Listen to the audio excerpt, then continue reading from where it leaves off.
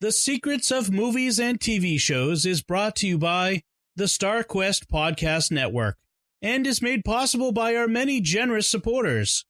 If you'd like to support the podcast, please visit sqpn.com/donate. You're listening to Secrets of Solo, a Star Wars story, brought to you by the StarQuest Podcast Network and our many generous supporters.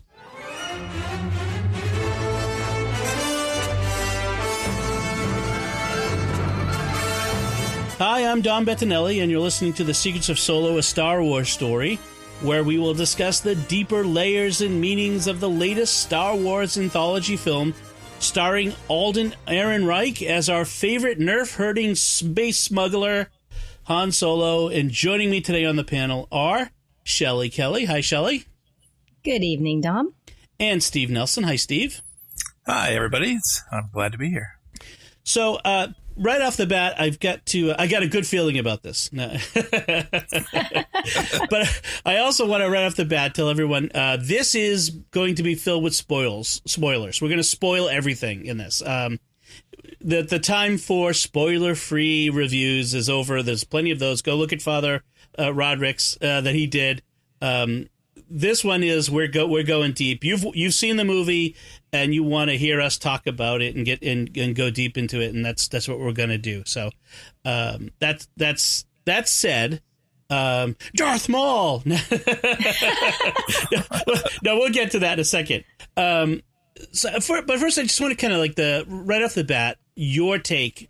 What did you think of the movie, Steve? Let's start with you. What did you go in expecting, and how did you feel about the movie afterward?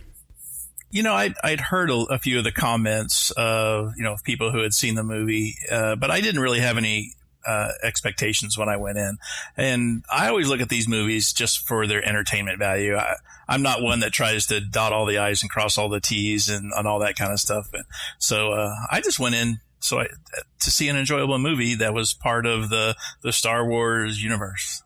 And what'd you think of it after you saw it? How would you rate it? Oh gosh, like on a scale of 1 to 5, kind of or thing? Just did you like it? Was it good? I loved it. I was totally entertained the whole time, and I picked up on some of the little, I don't know if you call them Easter eggs, but some of the throwbacks, or throw forwards, things that were mentioned in the in A New Hope. Things that you saw in there and how they were referenced in this movie as a prequel, and I loved it. I laughed and just thought it was great. Excellent. How about you, Shelly? What were you prepared for going in, or did you go in completely open? And then what did you think of it after you saw it? So I went in spoiler free, and that was hard. And it was so much fun. I laughed. I enjoyed it. I found all kinds of references to other movies and things that I knew from the Star Wars universe and other movies that the Star Wars universe influenced or inspired. And it was just fun. I couldn't wait to go back and see it again. That's awesome. So for me, I knew some of what had gone on. I knew some of the behind the scenes stuff. I knew a little bit of the drama, the two directors that got fired, and they brought in Ron Howard, and they reshot 70% of this film. 70% of this film was new footage. It apparently originally had a much more slapstick sort of feel to it, which I'm glad they didn't keep. That they said that's not going to work for Star Wars. I went opening night. I always with Star Wars I always try to go the first night. I didn't get to do that Last Jedi, but or Rogue One, I think it was. I didn't get to see the first night, but otherwise I've always seen it first night. And I got in the theater. Now, when I went to see Force Awakens, which had been the first Star Wars movie in like 15, 16 years, it was packed. It was crazy, the high energy. I went into Solo, and I was nearly solo in the theater. I was really sad because this is, like you guys said, this is a good movie. I mean, it's not, I wouldn't say it's in the top 5 or top 3 Star Wars movie. Well, it might be in the top 5. It's not in the top 3, but it's fun. It's good. It doesn't have to carry the weight of one of the trilogy movies or the weight of Rogue One, which was so I mean, was great, but heavy and, a movie where everyone dies. Spoilers, everyone dies, It's, right. But they had to. Yeah, exactly. They had to. This one, it was fun. And you get to see, Han and Chewie in their prime. I agree with you. I don't know why it's not doing better. Maybe the only thing I can think of is at the end of the movie, I wasn't quite as emotionally invested as I was in some of the others. But I enjoyed it. Yeah. But you were laughing. Yeah. Right. You were laughing through the whole movie. And even in, oh gosh, I mean, especially at the end, you left with that, feeling you were coming out. Well, I have a few theories. One of them is the inherent baggage that a prequel carries, which is you know where it ends up, essentially. I mean, there's no surprises in, Han and Chewie survive, Lando survives, the Falcon survives. I mean, so their lives are never in danger because you know that they survived to the original trilogy. And so prequels carry a little baggage like that. And so I think that sometimes is a weight that they carry. But I think there's other issues at hand that's a possibility. I think this movie came out just 5 months after The Last Jedi. Is that too soon for another Star Wars movie? Because Rogue One was a full year after Force Awakens. Was that all? It was only 5 months? Yeah, Last Jedi was December. This came out in May. So, 6 months, I guess. 6 months. See, I fall into the camp. I didn't like The Last Jedi. I was disappointed in it on so many levels. And so it felt much longer to me because I was waiting for the fun movie. And this one was fun. Right. And that's what I wanted. I didn't want the whole, are they going to die or is it going to... I was waiting to see how did Han and Chewie meet. I was waiting to see how were they going to set up the backdrop story. How did he get off Corellia? When were they going to show him getting kicked out of the Imperial? I think he was trying to go into the Navy and he got kicked out and he ended up in the infantry foot soldiers or artillery or whatever. That's what I really like, the backstory, because it sets up and then you can go back and watch A New Hope completely fresh. Right. With new eyes. Changes the perspective. Yes. Yeah. I think that, like when you said you didn't like Last Jedi, and there are a lot of people didn't really like Last Jedi, and that's a whole nother discussion of why. I think Last Jedi carries a little of the burden of the middle movie of a trilogy. Often has that sort of trouble. Because it doesn't resolve anything and it doesn't start anything, So, but a lot of people have been unhappy about even Force Awakens and then The Last Jedi. And so I think there's a little bit of that carrying over, like a little bias against Star Wars. And then we hear that there's been this problems with this movie and it's not as good. And maybe there's a little bit of movie fatigue because everyone went and saw Avengers and everyone, I don't know if as many saw Deadpool, maybe not, but like there's all these other movies and maybe people just are like their budget for movies is tapped. I don't know. I mean, there might be a lot of reasons. But all that said, the big thing is go see the movie, folks, if you haven't seen it. Of course, we're talking to people who've seen it, but I don't know. Maybe it just has to do with a cast of characters that aren't as familiar to everybody. Right. Apart from Han. Right. I enjoyed the acting. But, they're not the ones that you grew up with. Right. Yeah. I mean, it's Alden. So let's talk about some of the characters and the actors. Alden Ehrenreich is not Harrison Ford. And I gather, again, I've done some reading, and I gather that when they first started filming, he was trying to do Harrison Ford. And like they had to pull him aside and said, Alden, don't do that. Like you're not going to be Harrison Ford. Just be you being Han Solo, and which is different. And so he kind of took that on. I would say that Alden Ehrenreich, in my opinion, and you guys can weigh in on that. I don't know if he was the best actor in this movie, but he did a fine job. Right? I found myself a couple of times thinking, oh, he captured the Han Solo look. Oh, he's standing the right way. Oh, he must have studied the other movies to see how he swaggered or what kind of wrinkle or furrow of the brow would come about. So I thought that was good. I had a little more issues with his dialogue and the way he spoke. And it took me, the first movie, I didn't peg it. And I was halfway through watching it a second time, and it hit me that, and I don't want to spoil it for anybody, but he sounds to me like Leonardo DiCaprio playing Jack Dawson on the Titanic. Well, Go figure. I had a similar reaction, but I think as the movie got on, I seemed to sense that he got better at the cadences that you expected from Han Solo. I mean, I can't think of an exact instance, but I just remember like he said that and he pegged it. You know, the cadence, right? Right. It didn't sound like him, doesn't look like him, but it's like, okay, he got that one right. Yeah, like I think in the more high pressure situations, there were, I got a good feeling about this. Those certain lines that he really nailed. And there was a scene where he's with Kira, and I think it's in the trailer as well, where she says something to him about, I know something about you that nobody else really knows, and he kind of gets this smirk, but he's uncomfortable, and it's like awkward. It's like, oh, is that right? And it's like that was totally Han Solo. That I'm putting on the swagger, but I'm a little uncertain here. I think he did a good job. There was, you mentioned some, Shelly, some of the poses. He totally nailed the Han Solo with the blaster pose, where he kind of put one arm back and one arm forward. He did that like several times, I noticed, including on Kessel when he's backing up the ramp, which was totally a callback to, or a call forward to, A New Hope, when they were escaping from the Death Star, or Mos Eisley even. Those were good.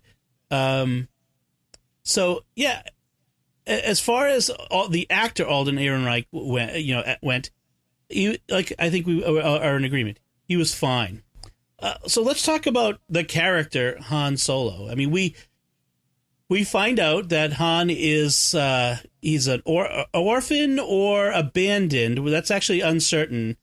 Some of the book stuff that I've been reading it suggests that he's actually more of a runaway, I think. But he's living on the streets. He's been picked up by a street gang that runs street kids. It's a thing we have in our societies, unfortunately. He's trying to get out, and he's got this girl, Kira, that they're trying to get out together. They're obviously in love, and this is a young, much less cynical Han, a much more optimistic, less certain of himself in some ways, but still trying to talk his way out of things and just not succeeding. I mean, that's one of my favorite things is in A Force Awakens, where he's like, oh, I'll talk my way out of it. I can always do that. And Chewbacca's like, you never do that. Like, you never successfully talk your way out of anything. And we see that here. So he's young. He's more optimistic. I got a good feeling about this, that sort of thing. And he's trying to, he's got this hope to make a name for himself, which is very different from the Han we see in A New Hope. By then, he's older, more cynical, more jaded. He's been in the life for a while now. This is supposed to take place, 10 years before A New Hope? I think that's what I've seen it say, is that it's about 10 years. Yeah, I spent a little bit of time in the beginning of the movie. I kept leaning over to my husband and saying, how old do you think he's supposed to be? And so I did have to Google and look around. And I found the Star Wars Wikipedia page that they say Han is supposed to be 32 years old in A New Hope. And this is 10 years prior. So that makes him 22 during the bulk of this movie. And it makes him 19 when we first see him on Corellia. Yeah. So he's got the foundation of his street smarts. He can boost any speeder. He can get himself in and out of tight spots. I wasn't sure if they were scavengers or if they were pickpocket thieves, a la Oliver Twist. So he grew up a lot more like Rey.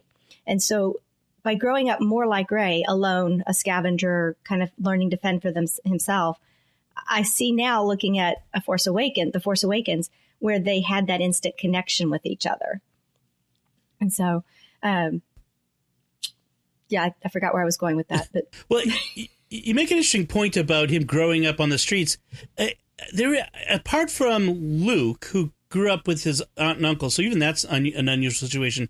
Like, every child in Star Wars, well, yeah, every child in Star Wars has a bad beginning. I mean, even Leia, who's a princess, is adopted, although she doesn't really know it. So I suppose we can put a pin in that, or, you know, put a star next to that one.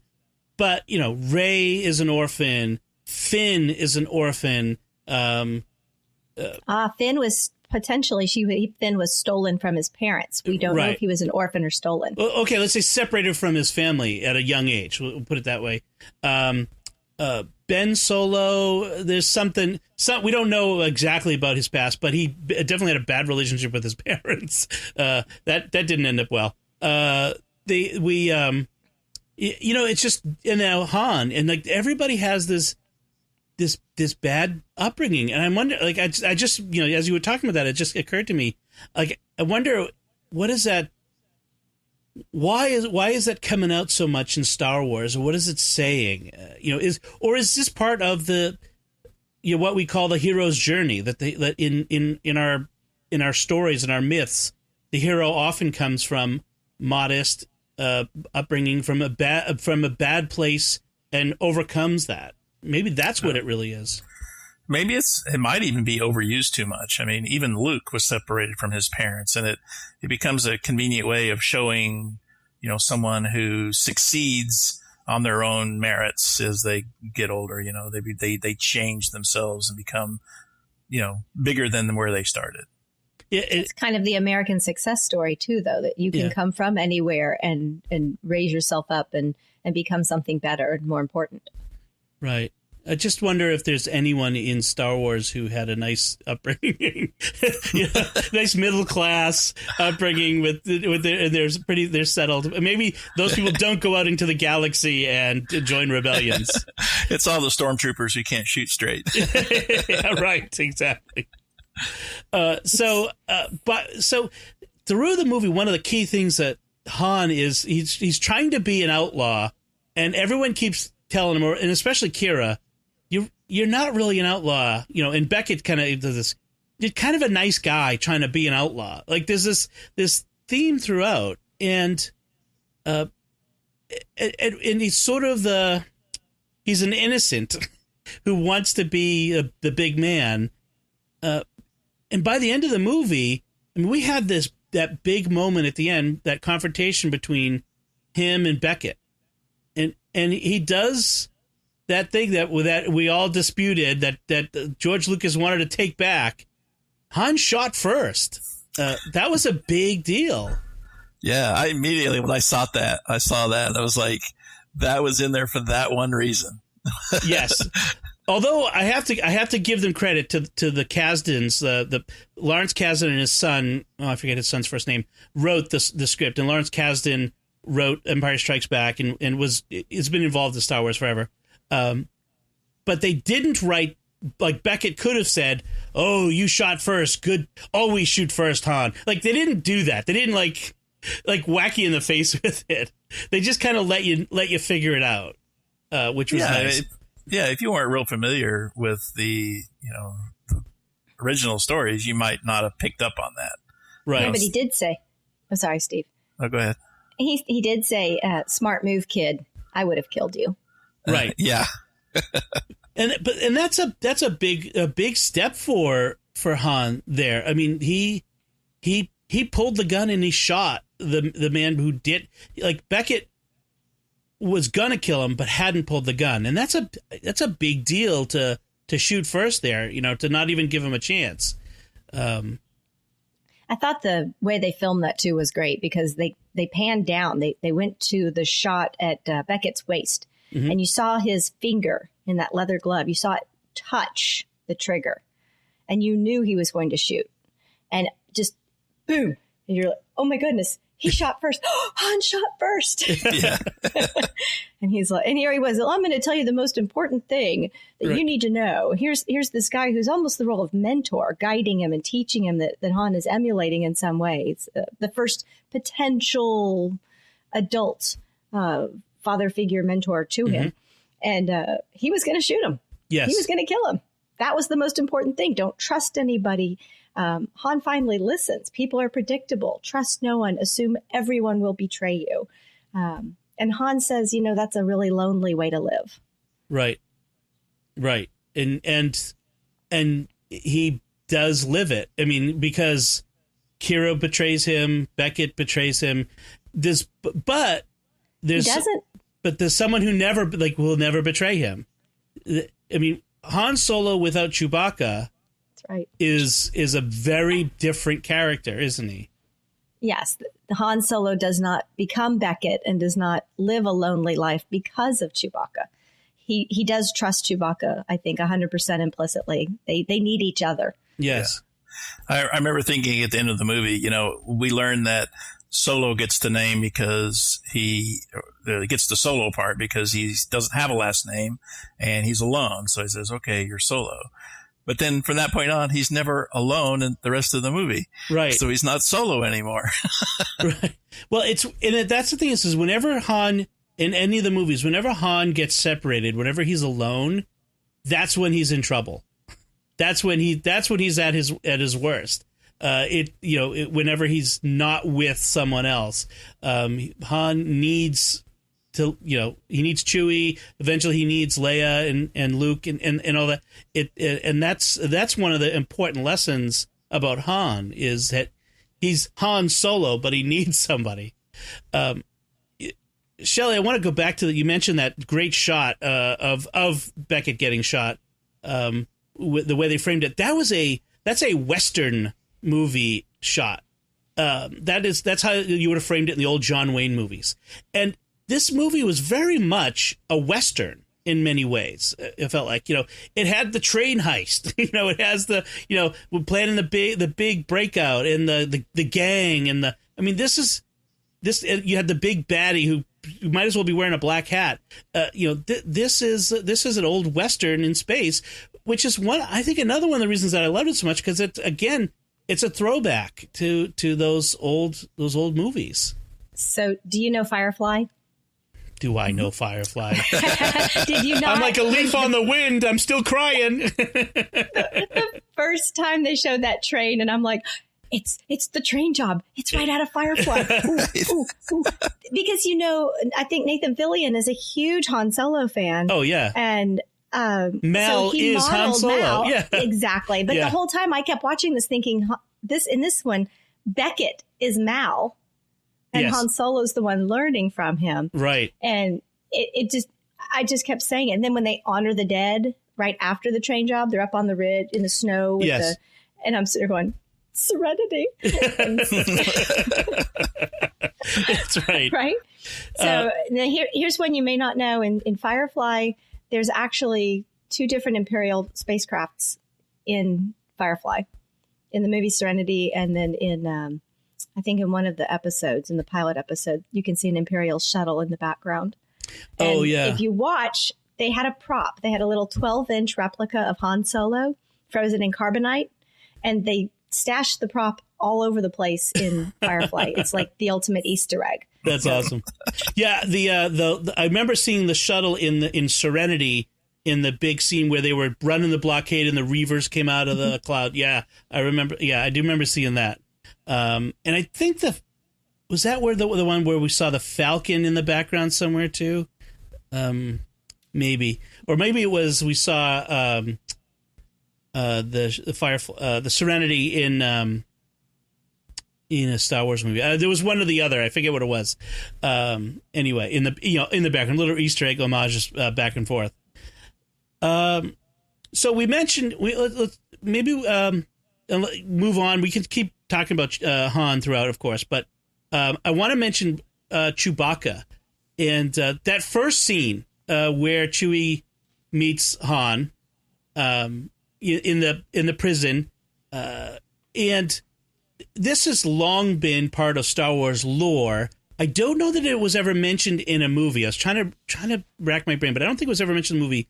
But it was always held that Han rescued Chewbacca from Imperial slavery, and Chewbacca owed Han a life debt. I think the idea of life debt might have come from the Star Wars holiday special, but maybe not. I hope not. because I don't want that to be canon. I've blocked that from memory. No, I am not familiar with that at all. So that's new to me. Okay, so apparently, like the according to this, this I don't know if it's canon anymore, but this story is that the Wookiees, if you save a Wookiee's life, they owe you a life debt, and so that's why Chewbacca stayed with Han. Well, but in some ways, I like it better without the life debt, because now it means Chewbacca stays because he's friends with Han, because he wants to be there. It's not, he doesn't feel an obligation to be there. I'm sure by the time of A New Hope, Chewbacca is there because he's friends no matter what. But they kind of make this connection in the prison. And I love that scene. So Han has flunked out of Flight Academy. He was going to be a pilot. Flunked out, and now they've made him a ground pounder, a regular soldier in the Imperial Army, which, again, I think it's the first time we've seen non-Stormtrooper soldiers in the Imperial Army. And, of course, he messes up. He finds Beckett and his gang and gets them... he bugs them, trying to take him with him, and they're like, get away from this kid. Hey, this kid's trying to desert. And then they throw him, what do you do with the desert? You throw him in the pit with the beast. Did you catch that they said, well, we haven't fed the beast in a few days, so this should be interesting. 3 days. Yeah, Chewie's a man-eater. That's a little disturbing. It was just like Luke in the Rancor. Yes. Yeah, there was a little bit of that. Yeah. And it was Jabba's palace in Return of the Jedi? Yes. Yeah, but it also makes you think that Chewie actually had done that before. Right. So he must have killed people or eaten people or something before. I don't want to dwell on that. That's going to change my whole perspective. Well, Chewie eating the porgs was bad enough for me. That really disillusioned me, so... Dom, you said that the question of a life debt wasn't really in this movie, but you could argue also that it is in the movie because Han is the one who helped Chewie escape from that dungeon. Right. He was chained. He was in that bar. And where did Han learn to speak Wookiee? That was fun. That was so much fun. And did you notice when Chewie was burying him down in the mud and Han put up his hands like, oh, no, wait. And right before he started speaking Wookiee, he's in the exact same position as he is frozen in carbonite. Oh, that's awesome. I didn't. That's good. Good call. Good call on that one. That is great. I love the fact that Han is speaking it's Shriwook, I guess is the Wookiee language. And he's speaking it very badly, very poorly. But they subtitle it, but they never subtitle Chewie. Chewie is never subtitled in any movie, and I liked that. One of the things I read was that they actually, in the script, all the actors they said this is what Chewie is saying, so that Han would always know exactly what Chewie's line was. But we don't hear him say it, so it was I like that fact. But I like the way. I have to say, this was the best Chewbacca movie we've had. Like, you know what I mean? This is I like this new actor playing him, Jonas Suotomo. I think he's Norwegian or he's some Scandinavian country. But he's taken over for Peter Mayhew, who's he's too ill to put on the suit and do the acting anymore. He's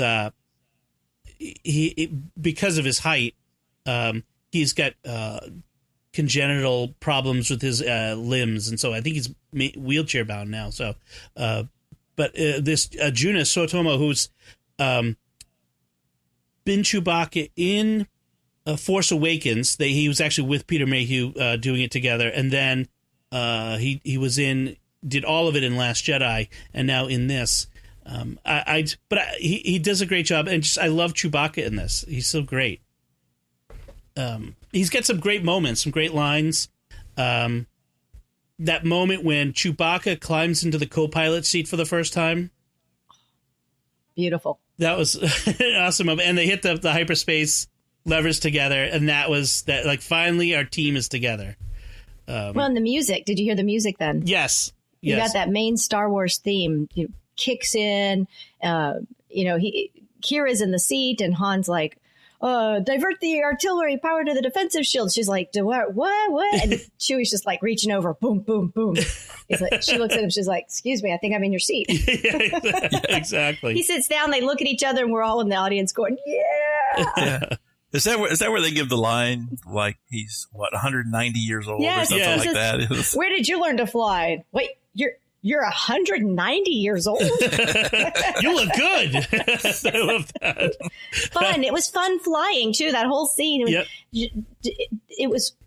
I know I keep saying the word fun. I could come up with a more interesting word, but that's what it just, I found myself smiling during the film. Well, that's what you want from a Star Wars movie. You want the Millennium Falcon out flying Imperial TIE fighters and, doing crazy tricks. I mean, that was great. The flying through the Kessel Run, flying through the Maw, which both are references. So we heard about the Kessel Run, but the nature of it was something we'd only had in the expanded universe and some of the novels, and so they grabbed that nature. It's the Maw and the other aspects of the reason he could do it in under 12 parsecs was because you had to usually fly a very safe route, a roundabout, and he went cross country, so to speak. That comes from the novels, and so it's another reference. I had a couple issues. At one point, I think Kira says, "What's that noise?" And that's the stuff crashing into each other in the Maw, and it's like, how did she hear anything in space? Like, I'm not sure that's how that works.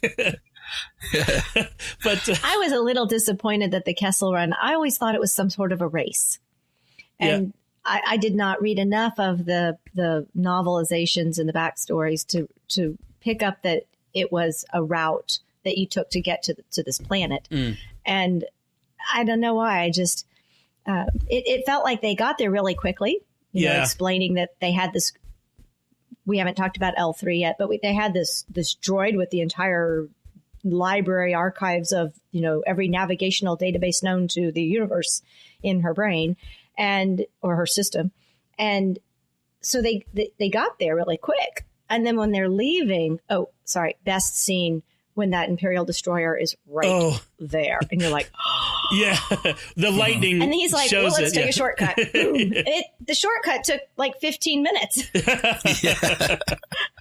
We're still caught in the Maw. The creature's still there. Drop in. You're like, oh, guys, come on. Hurry up. I thought you were supposed to do this in 12 parsecs. Yeah, right. Well, that's one thing I really appreciated, because I remember back when I watched A New Hope back in 77, right? And they were talking about 12 parsecs, and it made it sound like they were talking about time. Yes. When it's really distance. And they actually made it clear in this movie for the first time that it's distance, not how long it took.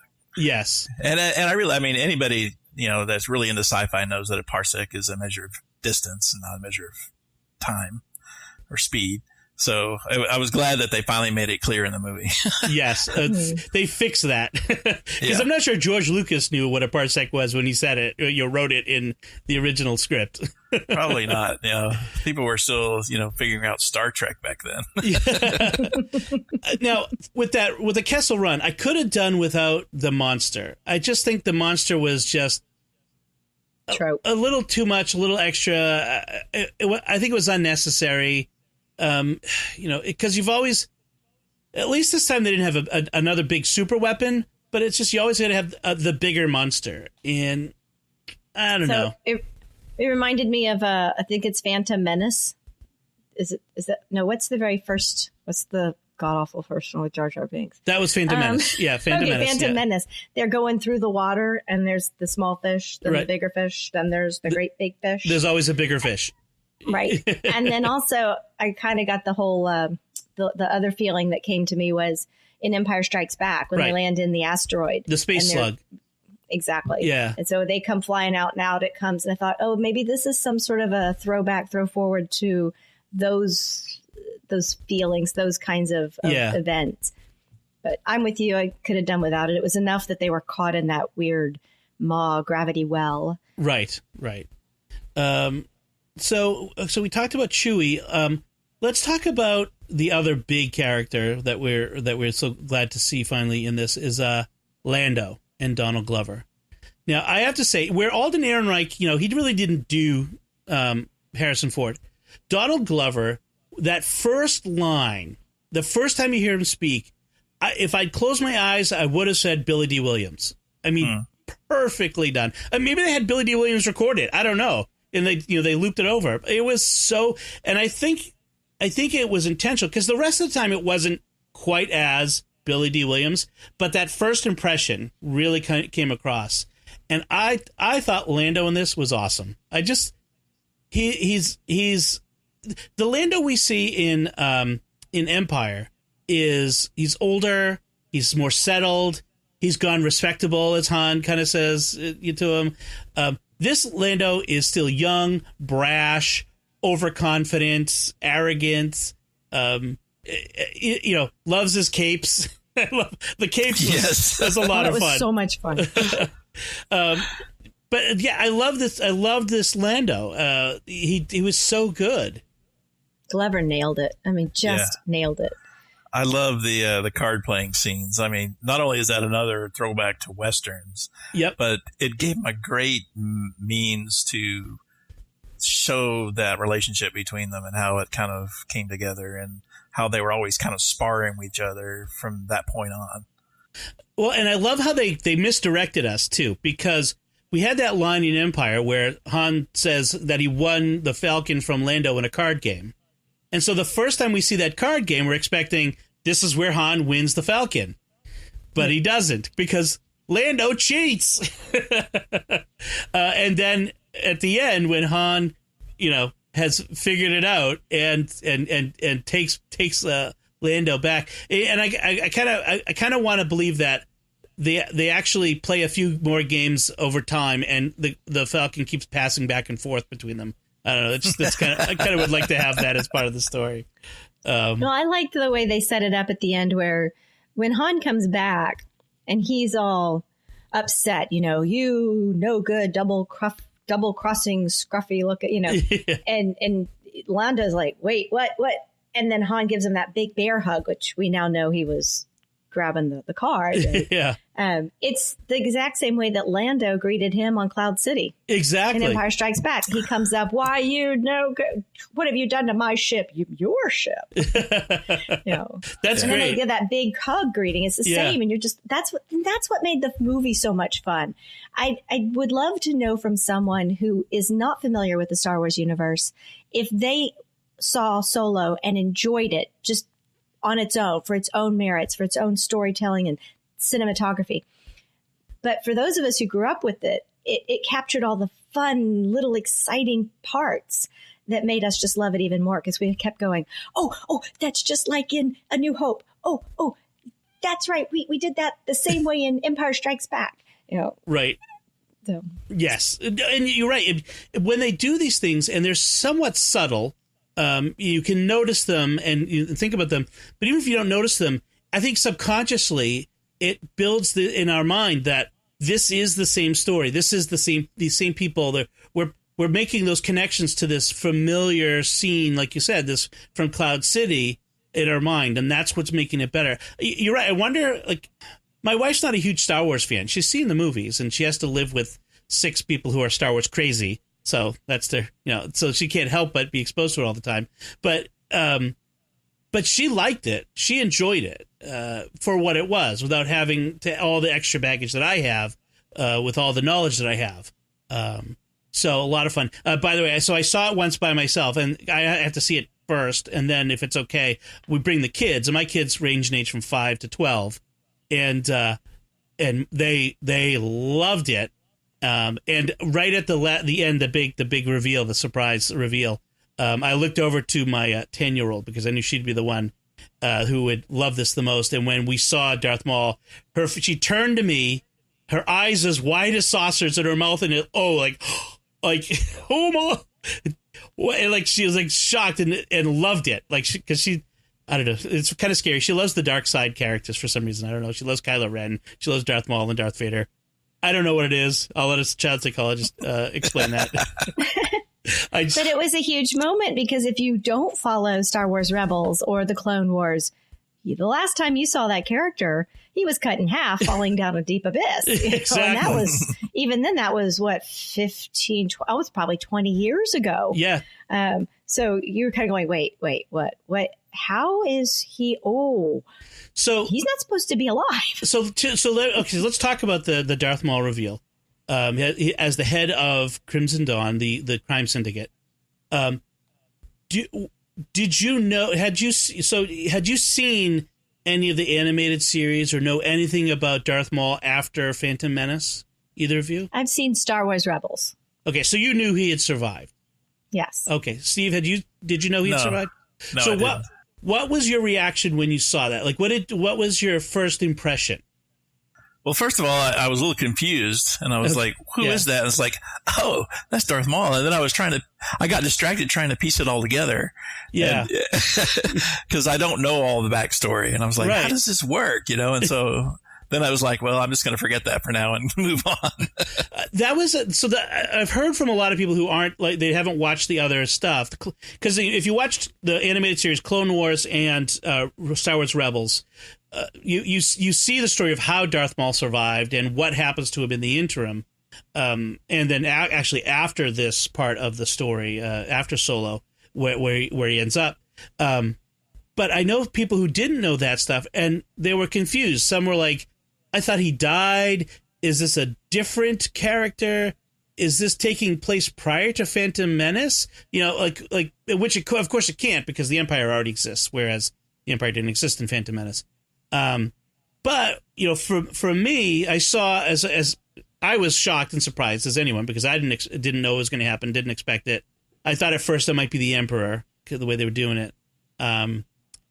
But then there's the mechanical legs, that's how he survives apparently with the rage of the dark side of the Force, and he gets the mechanical legs to replace half his body, however that works. And didn't his brother rescue him or something like that? Yeah, and he was insane for a while, and then he got his faculties back and that sort of stuff. But what I loved about this was that not only did they have Ray Park doing the body, like being the physical body, and he was the original Darth Maul from Phantom Menace, they had Sam Witwer, who did the voice in Star Wars Rebels.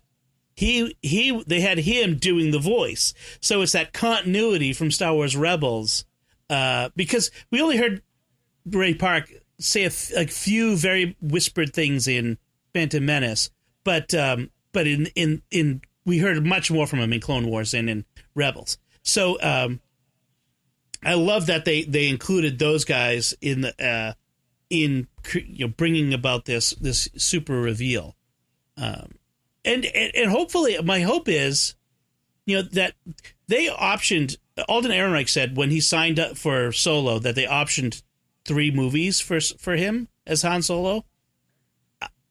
My hope is that, well, first that the DVD sales or the streaming sales, whatever it is enough to kind of convince Disney that whatever mistakes they made in marketing the movie, they can recover from that if they make another Solo movie. Because I really, really want another Solo movie, and I really want it to be something about Kira and Darth Maul in Han.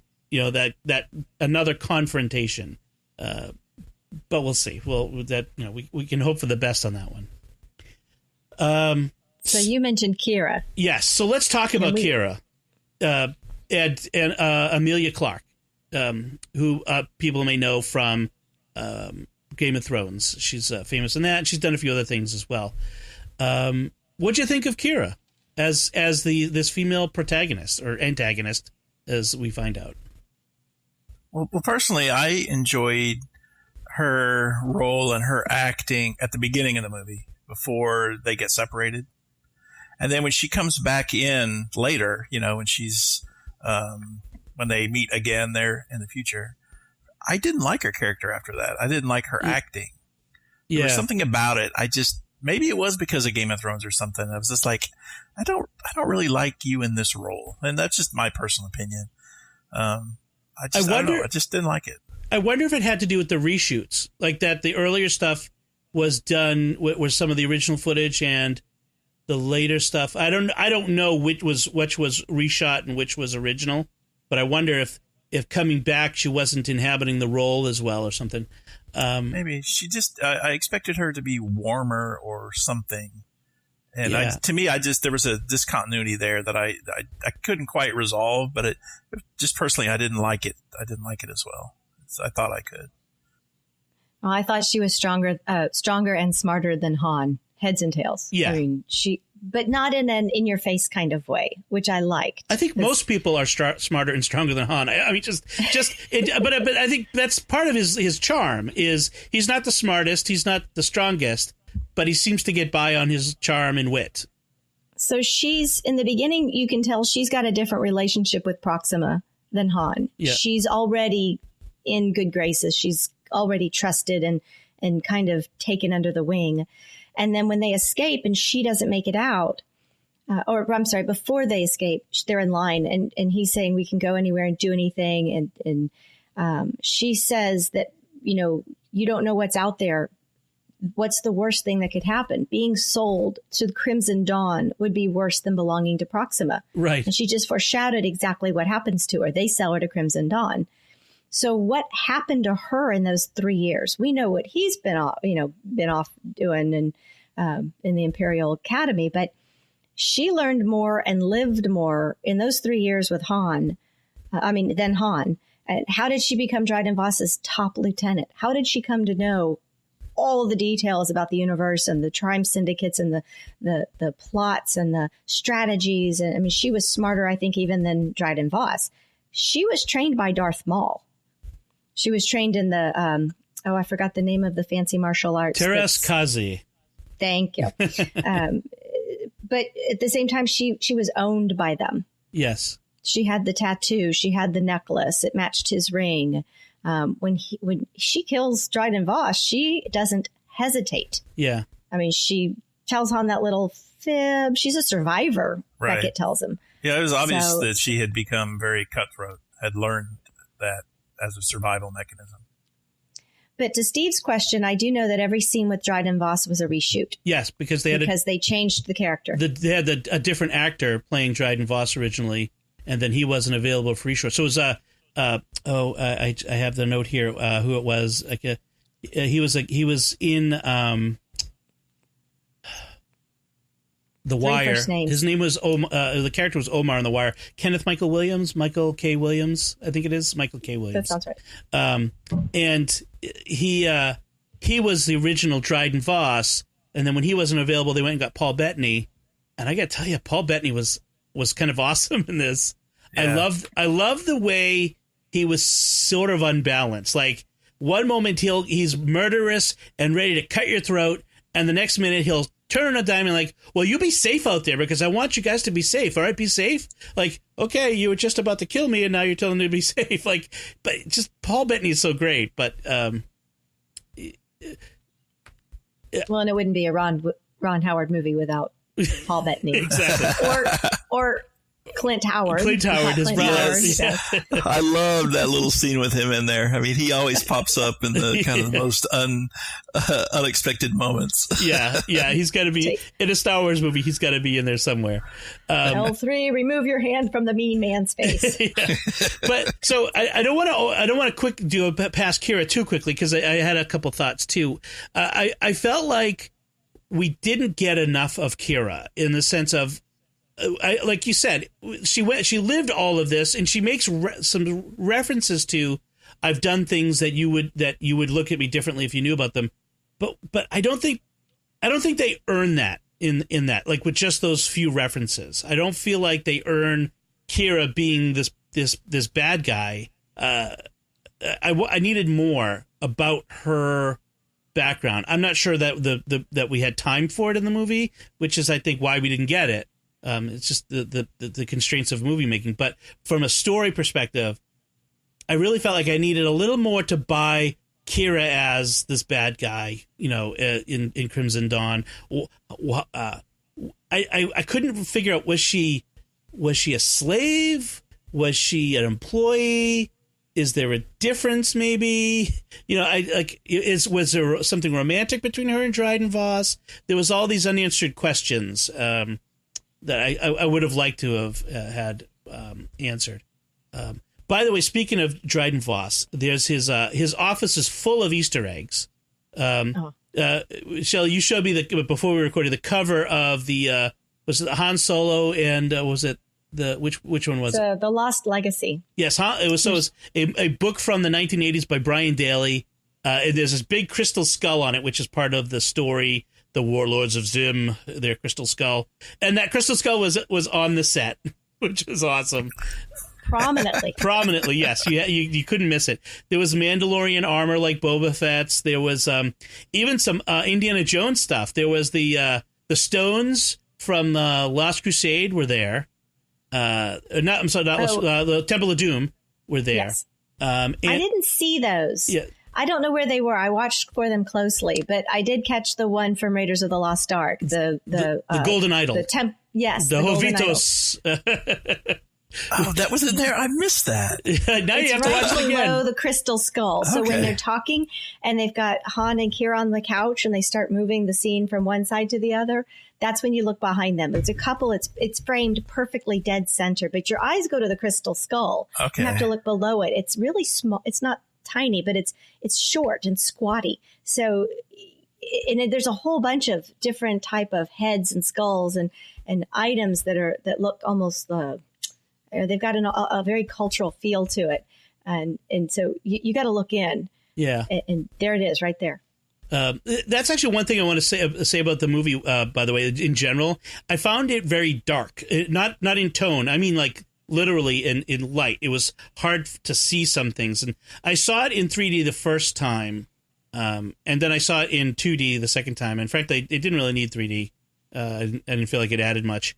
But both times I felt like 3D sometimes can be darker, like because of the glasses. But even without 3D, I found some of the scenes to be so dark that it was hard to hit my microphone. Sorry, so dark that I couldn't make out everything that was going on. But I thought it had kind of the same feel as Star Wars Rebels. It had the same grit, that same not high quality polish, and I liked that. And again, back to Firefly, it felt the same way. The battle in Serenity Valley, it had the same darkness, the trench warfare. Yeah. What was I trying to say? There was a scene when they're in the beginning, when they're with the whatever Proxima, whatever character she was. Lady Proxima, yeah. Yes. It's all very dark grays and blues. It's very cold looking. Yeah. It doesn't warm up until you get out of there, but the colors, they do that. They go in and out of play.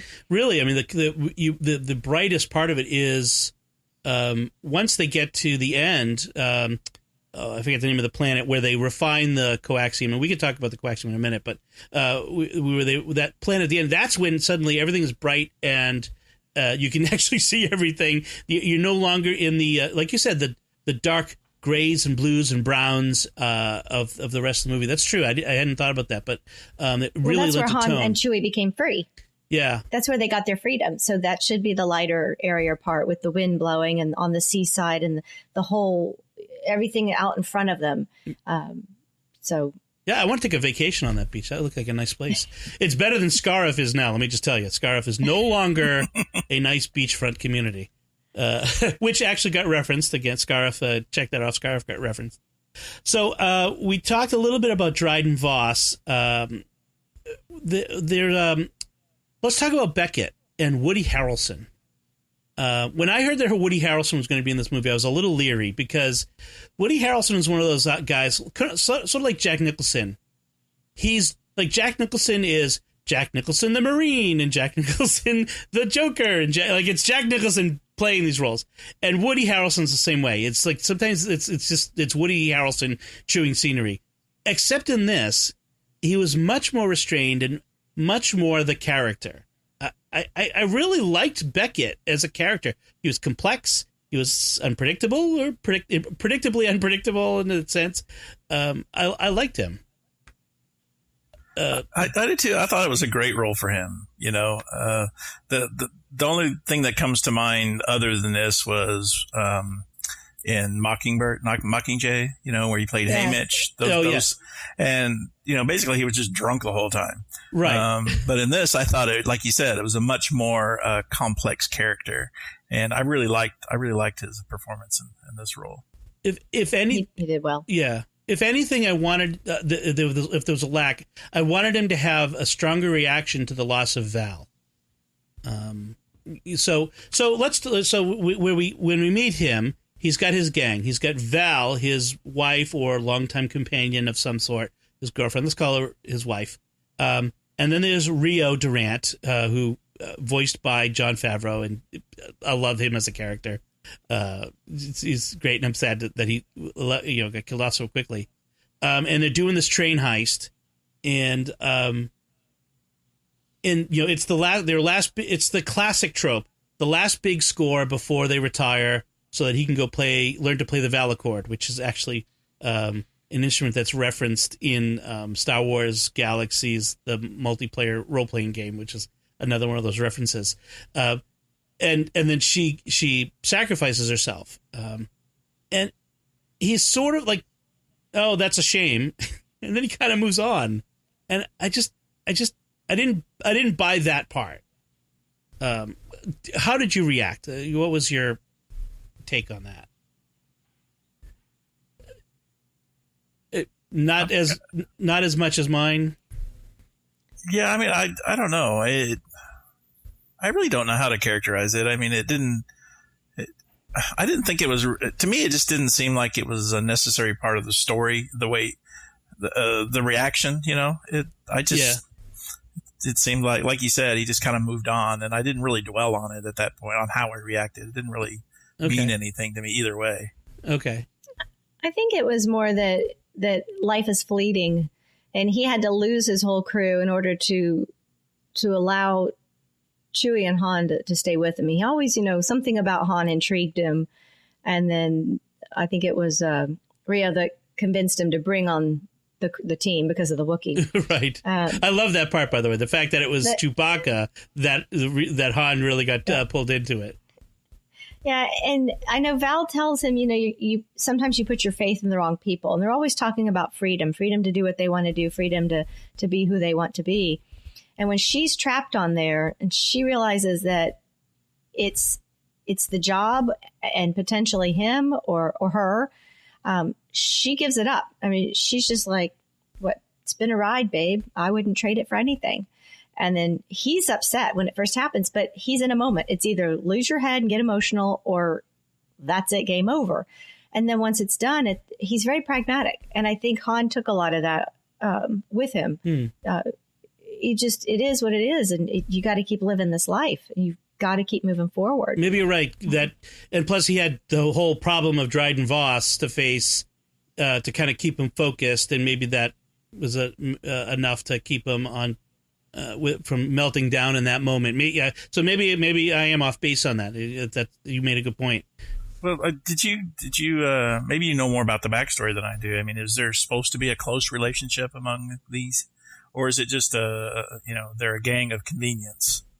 Well, I think it was pretty clear that Val and Beckett were an item, and that they were an item together for a long time. So I don't know if they were supposed to be. I kind of got the sense that they were a gang that had worked together for a long time. And I did too. They talked about, they referenced that, we could have got Bosk for this job, or we could have got the Zan sisters, both of which are references to other characters that we've seen in other movies or other books. But like a lot of classic heist movies that depict a gang, there's always this core group. Like Ocean's 11, that's a great example. Is you have Danny Ocean, and there's other characters that he knows, and they've done jobs together. Some of them he always does the jobs with, always, and others he brings in as he needs them. And I felt like that's kind of what we had here. Is you had the core group of Rio, Val, and Beckett, and then they would bring in other people as they needed. Rio was the pilot, Val was the crack shot, and Beckett was the brains. That was sort of, and which is actually kind of like Firefly, if you think about it. Mm-hmm. I was waiting for you. Except the married couple is the pilot and the crack shot, the muscle. I guess I just didn't pick up on the idea that Rio was the integral part of that. Yeah, but maybe I just missed that. No, it might be my reading into it. I think both are valid ways of taking it. I think that's how I kind of latched onto it because of my bias for the sorts of stories I've seen where that's been like that. But it could just I don't think there's anything in the story either way for that.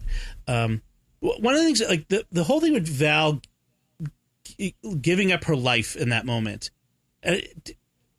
So I've heard some people talk about why did she kill herself? Why was that necessary? I mean, they're not on a mission for the rebellion to save the galaxy. They're stealing stuff. So for their freedom.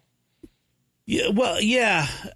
So to get out from under, they were going to do the job. This was the last job, like you said, and then they'd be free. They could go and do what they wanted to do. They'd have the cash to get out of this life. Someone's always controlling them. They're right. They're always serving someone else. So she never serving their own wishes. So she gave her life so that Beckett could be free. They couldn't have gotten the train car off if she hadn't blown up the bridge. Right. She couldn't get off the bridge in time to blow it up. She had to sacrifice herself to blow up the bridge. Right. And we all know how that what happened there. But right. Great cinematography, though. I mean, the scene where the bridge blows up and half the train's going down and they're yelling, "Chewie, you got to uncouple the car."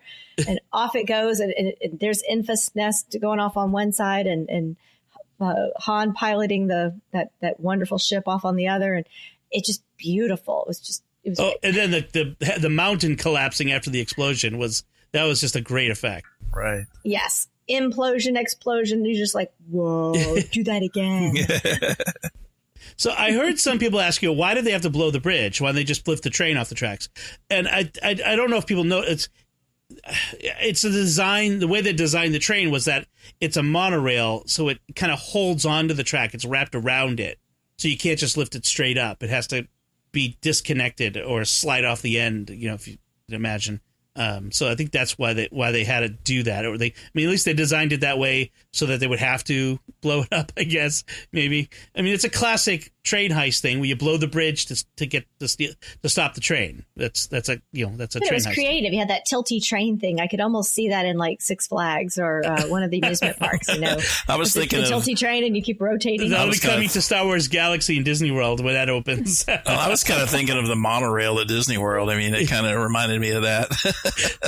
Monorail. Oh, the classic Simpsons episode.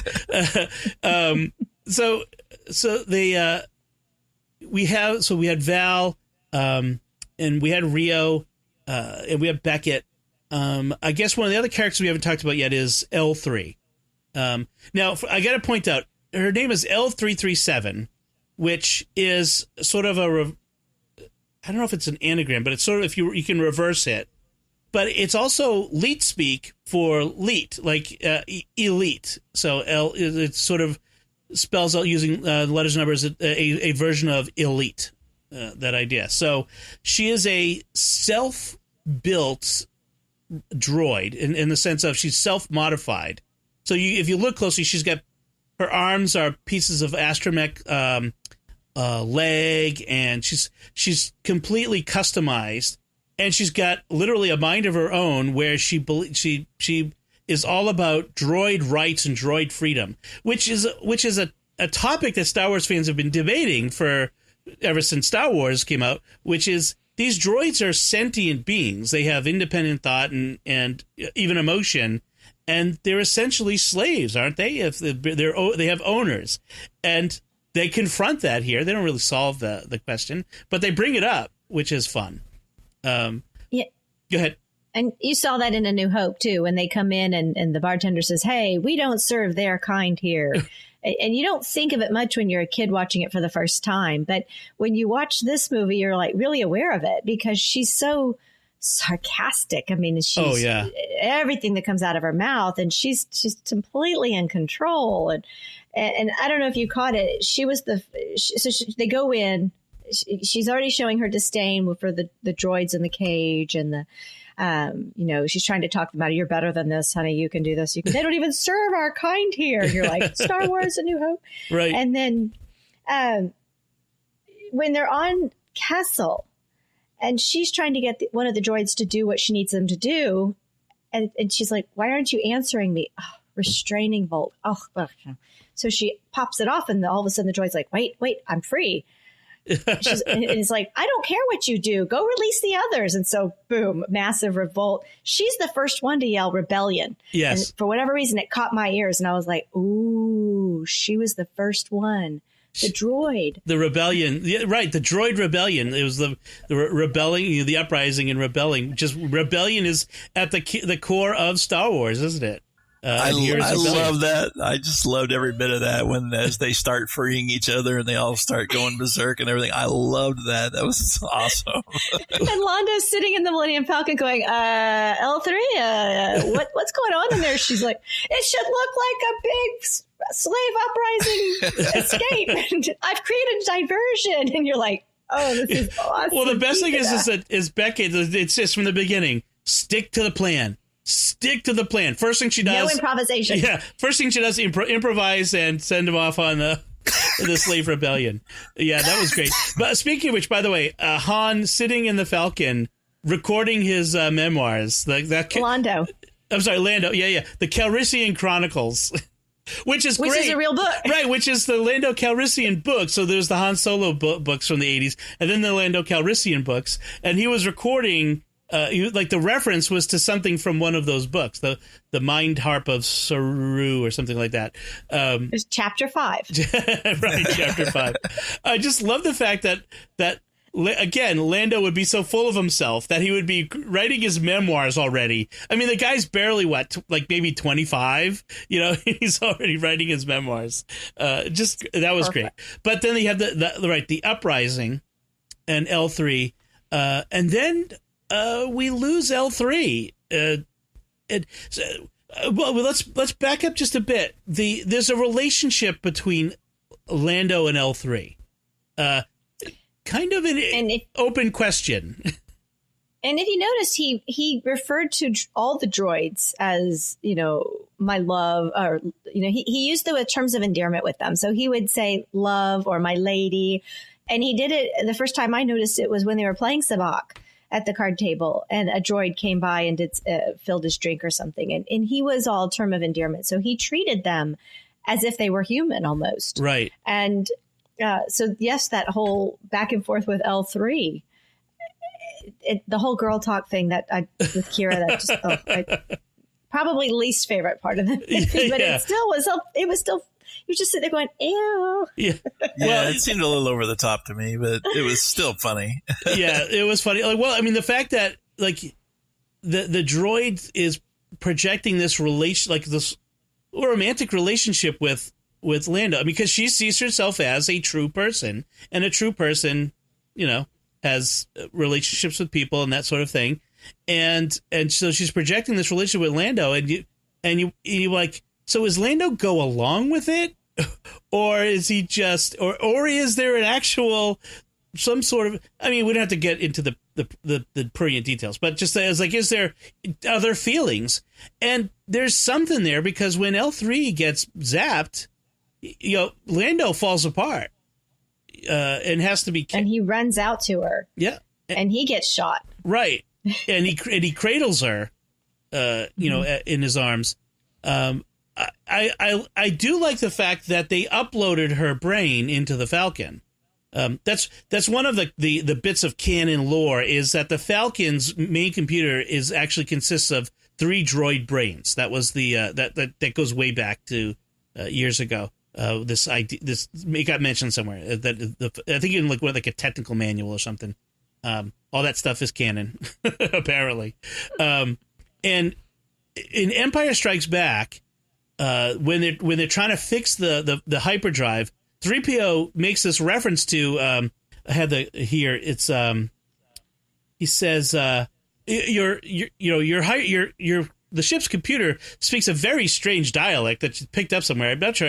She has a very strange attitude, and it's like, oh, that's L3. That's she's still in there in some form. So and it also explains why both Han and Lando have such an affinity to the ship. They refer to her all the time as she, right? Which I know is standard, but now you wonder if there's not a little something more when she'll hold together. Come on, baby, hold together. Right. That there's a very strong relationship. I have to say, I really enjoyed seeing the Millennium Falcon at the beginning of the movie, all kind of bright and shiny and clean and everything. Yes. And by the time you get to the end of it, it's all beat up and things are missing and everything. It's like, so that's how it got to look that way. Yeah. And the escape pod, there was an escape pod. It doesn't have quite the same front look. And then they jettison it. And you get to see all kinds of interior shots that you hadn't seen before. The bedroom, the closet. The cape closet. Of course, it's a cape closet.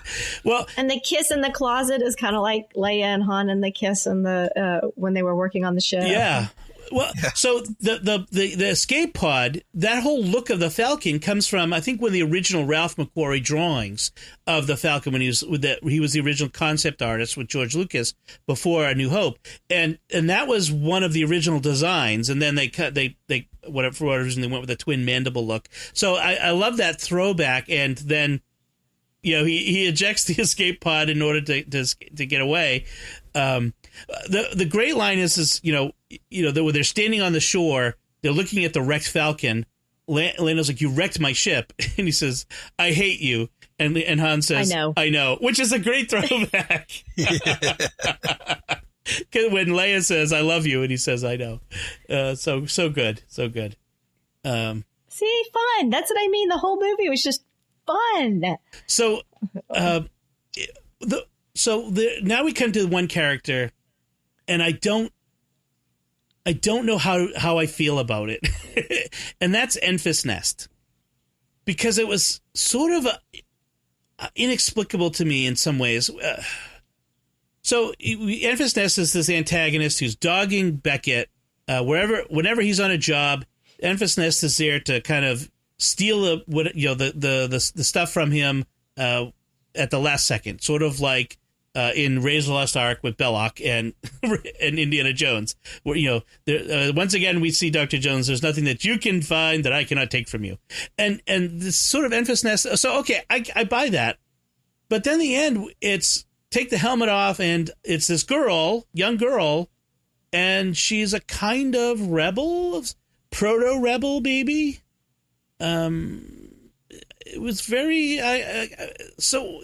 What are we saying? I was kind of a little confused by that. So the one thing that got me was when we see A New Hope, they're fighting the Emperor. They're fighting the government, for lack of a better word, right? The totalitarian government there. And we see that again in the first three movies. And this one kind of jumps a little bit because they're suggesting that the rebellion is against these crime syndicates. Because if you remember, I can't remember, was it a scroll or I think it was a scroll. The scroll at the beginning. It's a lawless time of crime where crime syndicates compete with each other for power and control and money. So really the Emperor and the Empire hasn't come crashing down in a heavy-weighty way yet. Well, the suggestion that the Emperor is kind of once again he's kind of supporting these crime syndicates, allowing them to do their thing in order to justify his actions to bring order to the galaxy. Right. So she tells the story that, and it's Crimson Dawn, that Crimson Dawn are the mercenaries, and they come and they land on a planet, and each person represents that planet, one of the planets. They take the resources. And when the people shouted back, when they started to stand up and fight back for themselves, they had their tongues cut out. And so each of them represented a world that had been terrorized. And they'd come together, they were allies, and the war was just beginning.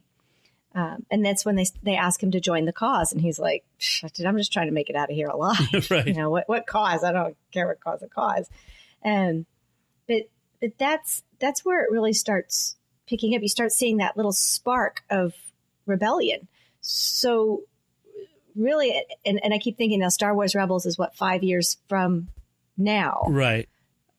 And you start to see how it grows. And then at the end, when they've got the money and she says, do you know what this is? And he's like, yeah, 60 million credits. You can do anything you know. And she's like, no, this is the blood that brings to life something new, a rebellion. Right. And you're like, oh, Han was there at the very beginning of it. Han was one of the reasons that Han Leia years later will be running from the, Han funded the rebellion. Together. Yes. Han funded the rebellion. They kept trying to recruit him. And she says, we need warriors and leaders like you. And I'm sitting there going, oh, wait, isn't Leia going to say that to him in 10 years? Right. Stick around. And Luke's going to say that. You come on, you know what they're up against. You've seen, he's like, yeah, I already been all around this galaxy. Let me tell you something. Yeah. Well, and he keeps chasing the money. Yeah. This is an essential aspect of Han Solo, which is he comes right out and tells Kira, I'm a scoundrel. I'm an outlaw. And she sees right through him. She says, you're really not. You're a good guy. You're a good guy who wants to be an outlaw. And isn't that define Han Solo for us? He's the scoundrel. Like, he takes the money in A New Hope and he's leaving. And if Han doesn't come back, the Death Star blows away Yavin 4, and that's the end of the rebellion. I mean, Han is key here. And once again, I mean, the Star Wars is full of these moments where if someone turned left instead of right, everything would be different. So, and maybe that's life anyway. But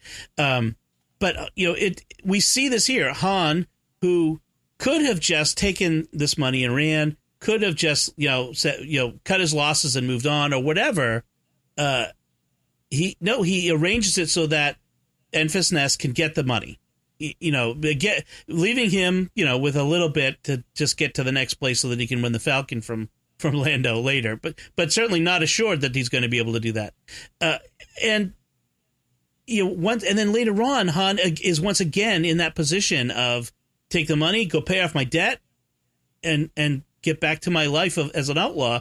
But there's something in him, where he's a scoundrel, as Leia calls him. But he's a good guy, who at heart, and that's why we love him. Yeah, everybody's a reluctant hero on the good side, right? Right, exactly. Even Luke, Luke just wants to go become a pilot. I got too many responsibilities here. I don't want to go. And it's Obi-Wan who convinces him, no, you have a destiny to fulfill. I mean, if anybody is not reluctant, it's Leia. Leia is sort of the driving force. Leia is type AAA personality. Right.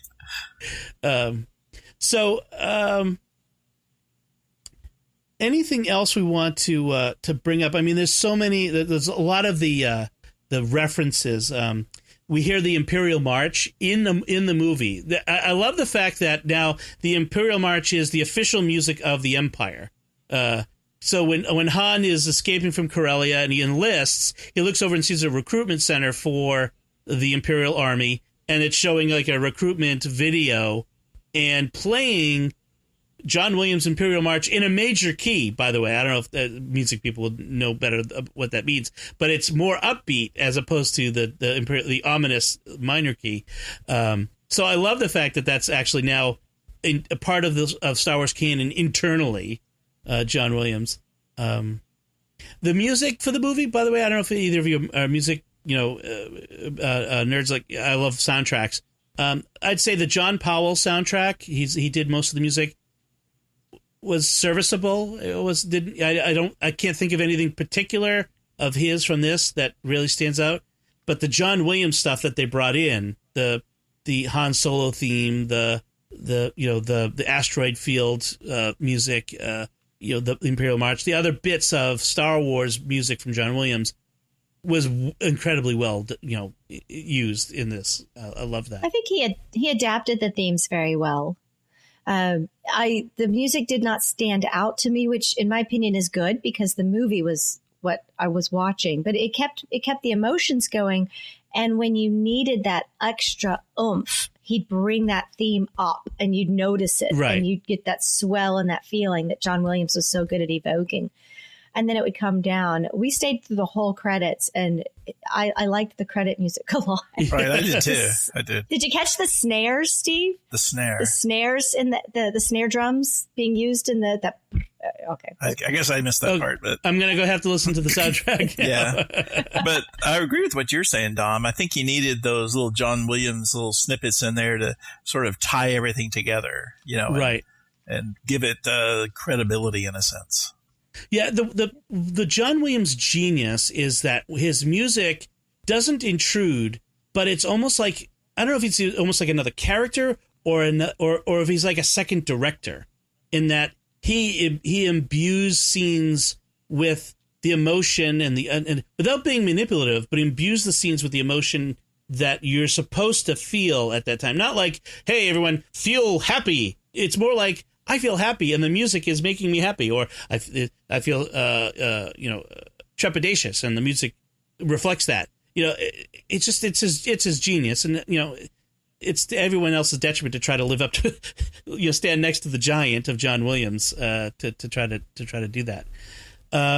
So there's the Dom. Yeah. We were talking about the credits just there, Mm-hmm. and Steve, you said you stayed for the credits? Yeah. Did you notice that there was actually somebody in there who is the keeper of the holocron? No. Oh yeah, I've seen that. I've seen that guy on YouTube. In the Star Wars channel has a show, and I've seen he has the best job ever. Keeper of the holocron. I had to go look it up. I'm like, who is Leland Chi? Yeah, he literally has my dream job, which is his job is to be the keeper of all knowledge of Star Wars. Like, so the Star Wars story group, they synchronize all the stories, every comic book, even the Disney theme park that they're building. In fact, there's references to that in this movie, to the place. L3 mentions the Black Spire, which is the town that's part of Star Wars Galaxies. But his job is continuity, is to make sure that everything fits with it and is in canon. Right? Along with Pablo Hidalgo, who he writes all of the books that the Star Wars Visual Dictionary and the Star Wars, like the vehicles and starships book, and these books my kids all have, and that my son Anthony obsessively reads every detail about every ship and vehicle and person, which is what I did when I was his age. Actually, I was a little older when Star Wars came out, a couple of years. But yeah, that's such a great. I was like, that guy has the best job ever. I don't know. I think of the pressure of trying to keep everything straight, and trying not to violate the canon somewhere, He's got the most amazing computer database. Like, he showed this database, and like, if you can go on Wikipedia and things are linked to each other, this blows that away. This is literally the holy script of Star Wars. Everything in there is cross-referenced and connected and referenced, and it is. They just show a glimpse of the database on his computer screen, but it's amazing. And they've been developing it for decades. That's one of the geniuses. Go ahead. One article I found said 80,000 total references, or 80,000 entries, or upwards of 80,000. And I was like, wow. Yeah, that does not surprise me at all. Yeah, I wouldn't be surprised if it's even more. So do you suppose he has a role of approving things? Like, if somebody decides to write a new book or something, does he give like the imprimatur to say, yes, this fits? There is I think yes. I think he and Pablo Hidalgo, I saw, was the in charge of all story development. Yes. He makes sure that everything is in sync and cohesive with each other. So right. Yes. If an author writes if an author writes a book and he wants to reference a planet, he'll say, Pablo, I need a planet, blah, blah, blah, blah, blah. How about use this? What would, or even better, like, what would be a starship that someone like this would fly and do this? Oh, that's this. Like, he's really like, when did Han do X? And they would have this information. So all the stories are developed in concert with, it's co-authored with the story development group. It is amazing that Lucasfilm a long time ago, so more than 20 years ago, came up with this idea. Like when they started, I guess when Timothy Zahn started writing the Heir to the Empire trilogy back in the early 90s, that they really implemented this this continuity system, which nobody else had ever done. Like you can, like Star Trek, for instance, to give it contrast, has had books forever, but the books often contradict each other, or they contradict the TV series. There's no continuity. I mean, frankly, Star Trek Discovery contradicts everything. So you know what I mean. They have no compunction about contradicting. Whereas with Star Wars, it's very opposite. They're some might say it's over controlling, but I say it's what fans expect. They want things to work together. But yes, Shelly, that is the greatest job title ever. So I'm trying to think of any other little bits and pieces that might have been there. Chewie playing the Hollow board game called Djarik with Beckett, and the move that he loses on is the very same move that R2 does on him that he loses then, in 10 years later. So Chewie just does not learn anything about Djarik. Maybe that's why he reacts so strongly in A New Hope, where he's like rubbing his hair back and everything, and he doesn't react quite that strongly in this one, but it's like, oh, not again. Yeah. And if you notice, in A New Hope, he says, let the Wookiee win, or it's not wise to upset a Wookiee. That's it. Right. It's not wise to upset a Wookiee. And he's like, well, nobody ever worries about upsetting a droid. He says, that's because a droid don't pull people's arms out of their sockets when they lose. Right. Wookiees have been known to do that. Well, flash forward to, or flash backward, or whichever flashing we're doing, go to the elevator. Yes. Where they're being led in as slaves / prisoners, kind of a la the Death Star thing. Elevator doors close. What does Chewbacca do to the guard? He rips his arm. He rips his arms off. And you're like, oh, Wookiee ripped his arms off. Now, I have to say, I was a little surprised because that's a little gory for Star Wars. Like I have to, when you didn't see it. Right. When Obi-Wan holds up the arm. Yeah. When Obi-Wan cuts off the arm of the Aqualish in the Mos Eisley Cantina, that was kind of a gory for then. But yeah, it was fine. It was just it sort of bordered on it. But I loved Han's reaction that was the uniform that was going to fit me. Yes. But they kept the mask that Beckett was wearing because it's the same mask Lando Calrissian wears in Return of the Jedi. Return of the Jedi when they rescue Han from Jabba's palace. Exactly. Right. So there it is, and you're just like, all these little things. Right. All these little things. The reference to the Tatooine gangster that they were going to go work for, that's Jabba, of course. Trying to think of any other. I mean, there's like 30 different videos and articles online of all the little references, and they're all slightly different. Like there's so many references. I'm not sure even the Kasdans know all the references here. Even like I said, the Teräs Käsi reference that's martial arts that Kira does is a reference to an obscure PlayStation game called Masters of Teräs Käsi from like the late 90s, and the younger Kasdan played it. He's a Star Wars nerd, and he played it as a kid. I like that we see that Han got his blaster from Beckett. That he apparently has kept that all these years, and that it's a convertible blaster. It can convert into a rifle, and then he takes the barrel off and the stock off, and it becomes a hand blaster. What were those cool? They weren't like lightsabers, but they were like light blades. The Dryden Voss. I think those were supposed to be vibroblades, which would be similar to. In Last Jedi, Snoke's personal guards, they had weapons that had a light blade along the edge. So not exactly a lightsaber, but it's a vibroblade, which is something that has been part of Star Wars. I don't remember seeing that before, and I thought it was cool, but it seemed like you could really hurt yourself easily with one of those. Well, Star Wars is full of tools that you can really easily hurt yourself with.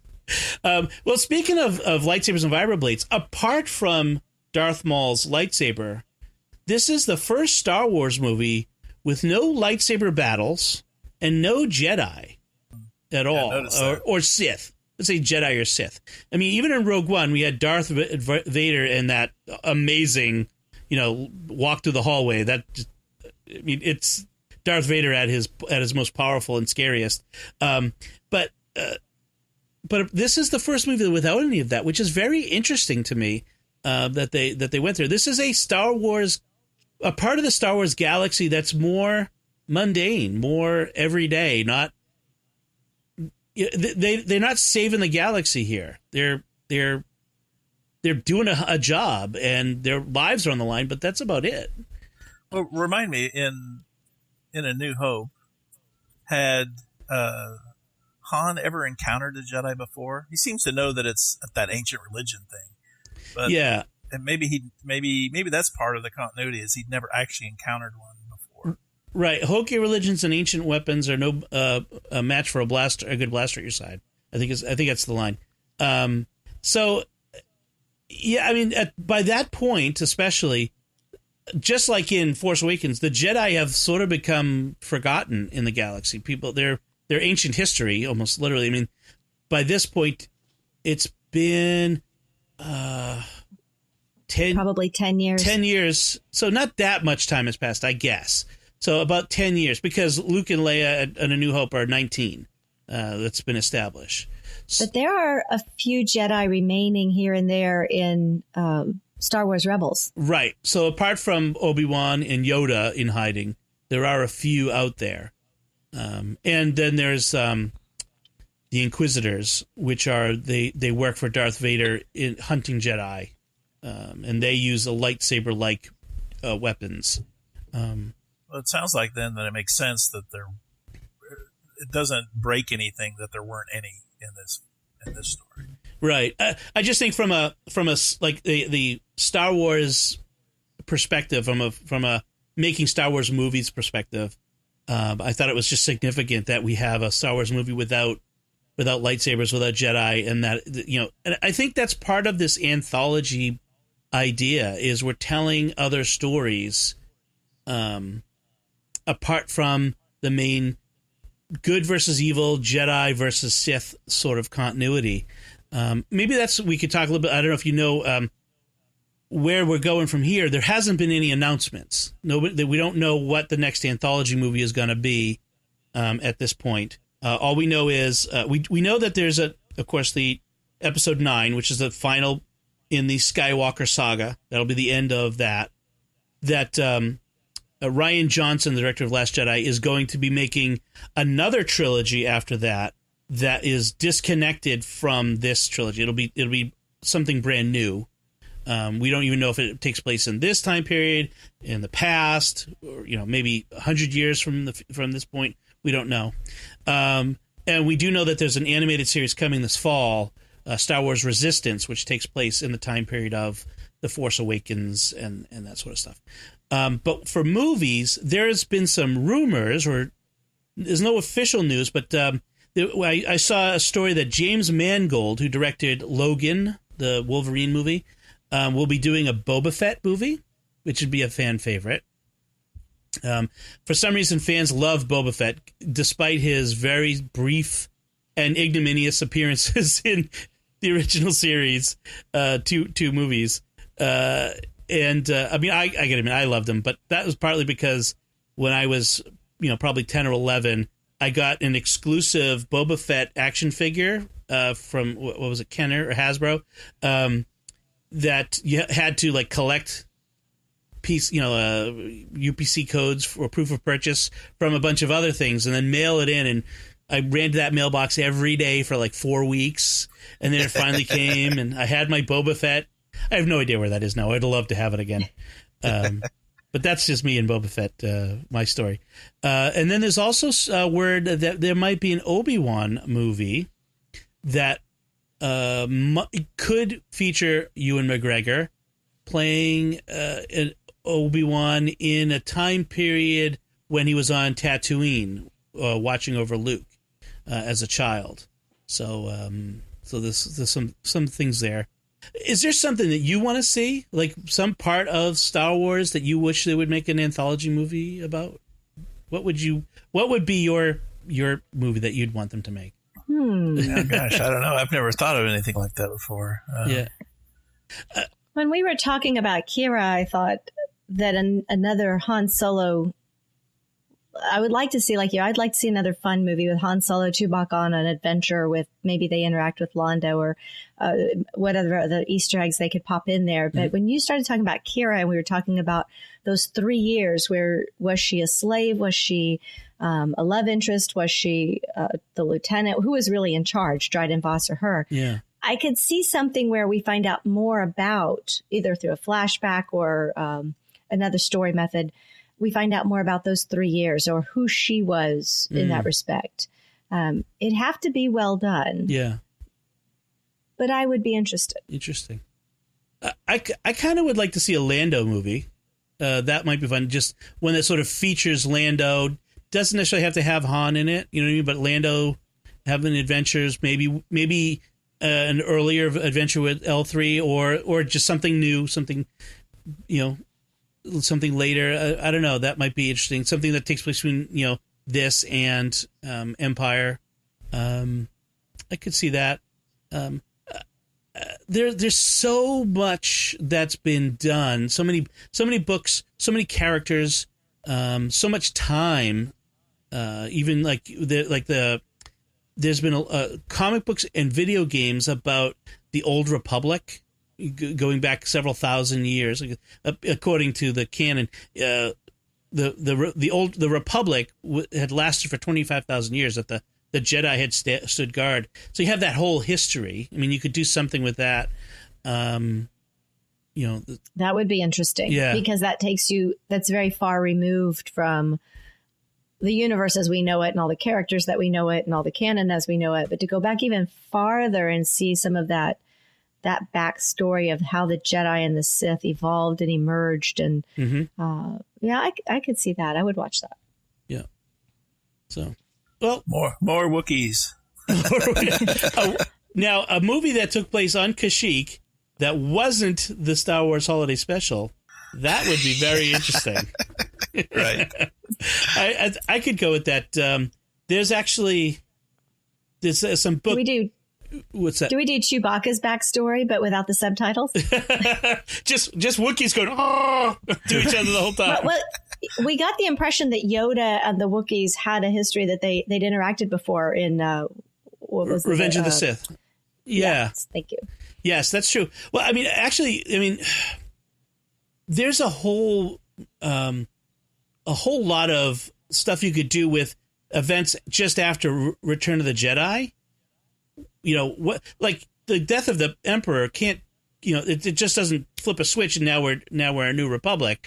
I mean, in fact, they have several books that kind of explore that idea of the Empire fractures. You have warlords pop up, and you're trying to negotiate peace, and a big part of it is them trying to free Kashyyyk, which is the Wookiee planet.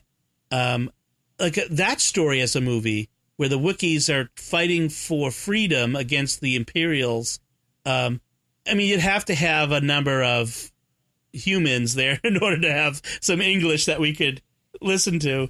But that might be an interesting story. I'd like to see on film.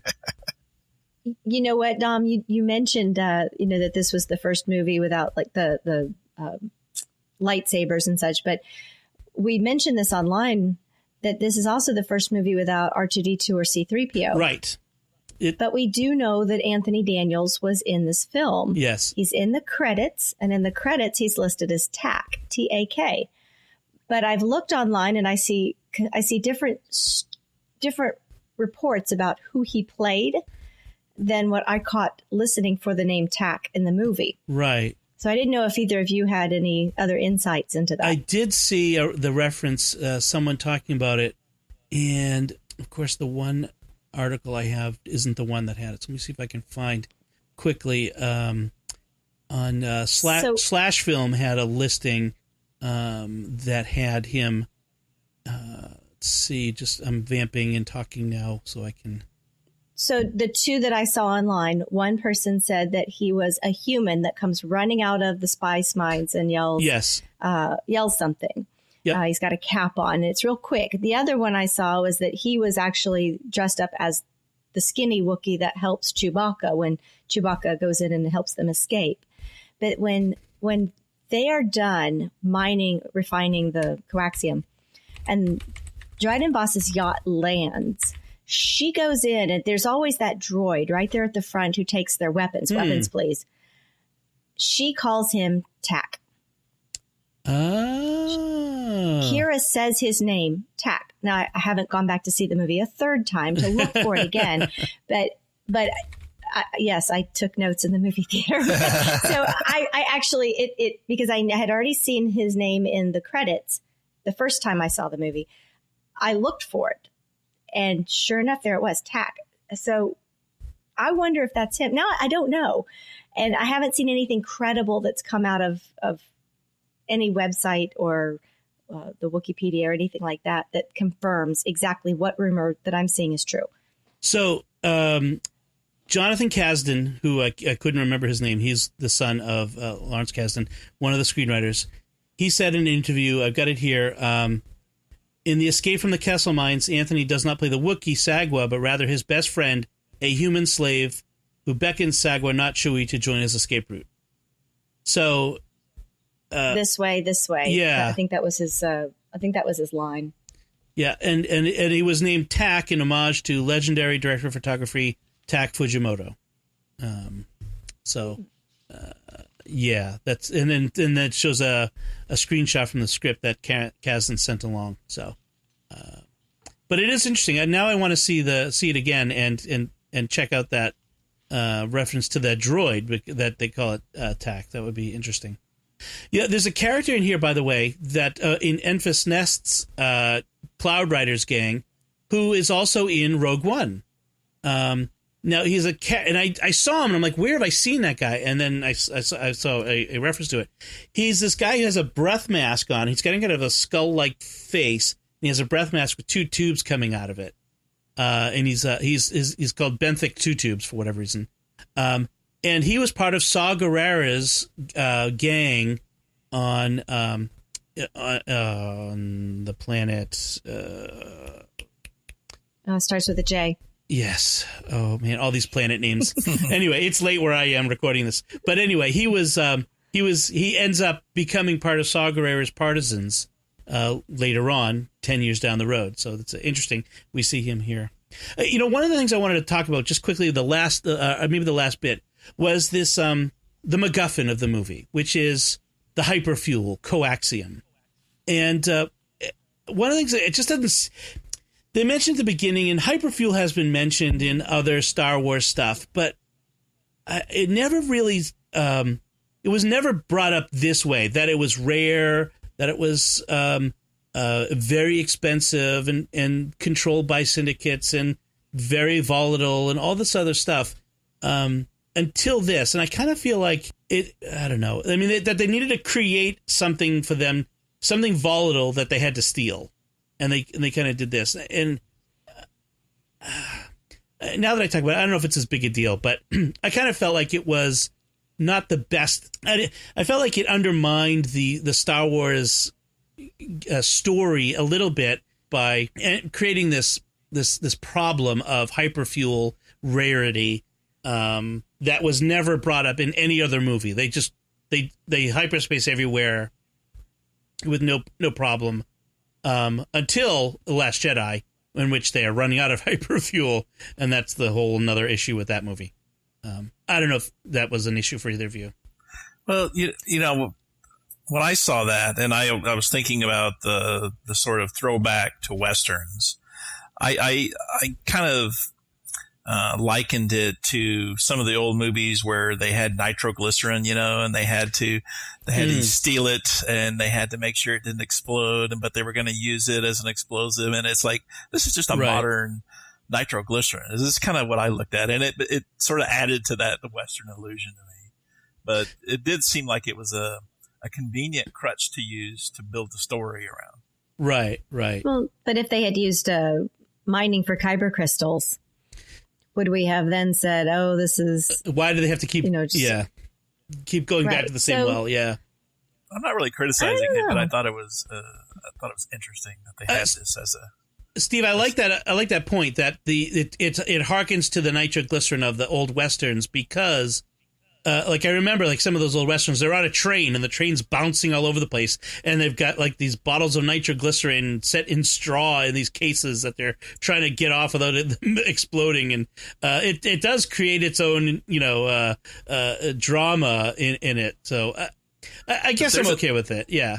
There's an episode of Bonanza where this plays a key role, and maybe I'm just too old to have a modern reference. I'm going way back to the 60s and 70s now. Well, I mean, it's again, like we said, this is a Western heist movie, so that's not a bad thing. So, man, we've talked about this for now over an hour and a half at this point, an hour and 45 minutes. We've gone deep on this movie. Is there anything else we want to say about it? Any last bits to pull out? I think I've exhausted all my notes. I'm looking for my son has asked me, Daddy, when does this movie come out on streaming? Like, because we always buy it on iTunes. And I said, well, I'm gonna guess in a few months. And like, oh, so they're really excited to see it again. They loved it, and I really enjoyed it. Just this conversation we've had makes me want to go see it again to delve deeper into it. I've only seen it once. Yeah. And I'm sure that a lot of our listeners maybe have only seen it once. And so maybe it'll encourage them to go out and, see it again and with new eyes, which is what I'm going to do the next time I see it. Go see it a couple more times, buy the Blu-ray, then buy the streaming, and maybe that'll encourage Disney to make some more Solo sequels. I agree. From the minute he pulls out that rock and says, and what do you have in your hand? It's a thermal detonator. And you're like, yes. No, it's not. Yes, it is. No, you just made a clicking sound. And it's armed. You just made a clicking sound with your, and you're like, oh, this is going to be so much fun. There's nothing more Han than that, have the bravado to try to sell click, click with your mouth as a thermal detonator. That is great. Have I ever steered you wrong? Oh, by the way, last reference, and then I'll really wrap it up. The golden dice. When he steals a speeder, he hangs the dice from the rearview mirror, and those are the dice that Luke hands to Leia at the end of The Last Jedi, which they end up disappearing. But they represent, Han. I mean, this is a really nice homage to Han's history throughout Star Wars, and I was really happy to see the golden dice show up there. So that was really nice. Okay, that's all I have. That's it. So at this point, I'll ask the audience, what do you think of Solo? What did you think? Are we off base? Was this a good movie? Or did we miss the problems that made it not a good movie? We want to know. So visit sqpn.com or the SQPN Facebook page and find the entry for this Secrets of Solo.